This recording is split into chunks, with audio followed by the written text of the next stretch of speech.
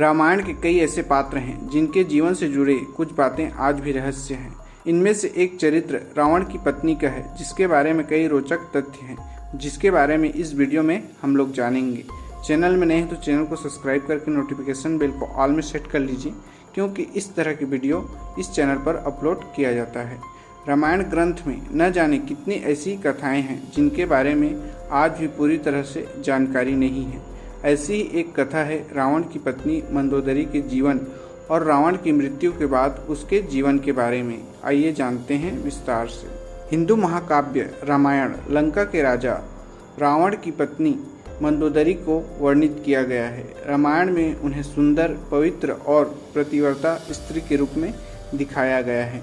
उन्हें रामायण काल की सबसे 5 सुंदर कन्याओं के रूप में जाना जाता है और यह मान्यता है कि उनके नाम से कई बाधाएं दूर हो जाती हैं। आइए जानते हैं रावण की मृत्यु के बाद मंदोदरी के जीवन में आगे क्या हुआ।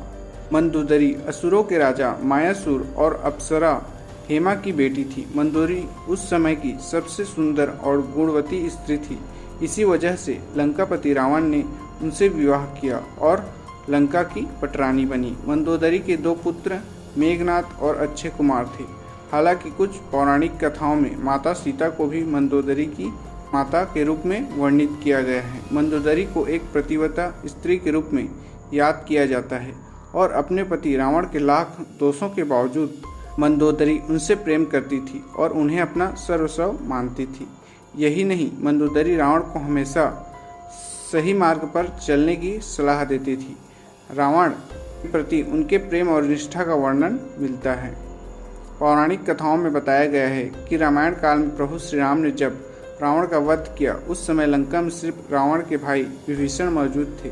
उस समय राम जी ने विभीषण का राज्याभिषेक कर उन्हें लंकापति नियुक्त किया। उस समय मंदोदरी ने विभीषण की शरण ली और उनकी पत्नी के रूप में जीवन व्यतीत करने लगी।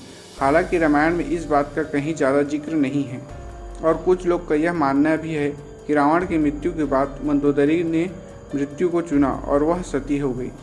एक पौराणिक कथा में इस बात का जिक्र मिलता है कि रावण की मृत्यु के बाद राम ने मंदोदरी की सांत्वना दी और उन्हें रानी और उनके पति की विधवा के रूप में उनके कर्तव्यों की याद दिलाई। इसके साथ उन्होंने लंका के नए राजा की पटरानी बनने की सलाह दी, लेकिन मंदोदरी ने विधवा का जीवन ही स्वीकार किया और अध्यात्म में डूब गई।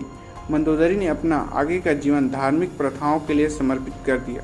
हालांकि इसका भी ठोस प्रमाण नहीं मिलता और इस तरह तथ्य पर आधारित है कि मंदोदरी एक धर्मपरायण स्त्री थी और शायद इसी वजह से रावण की मृत्यु के बाद उन्होंने ऐसे ही जीवन को अपनाया। Thanks for watching. Subscribe for more video.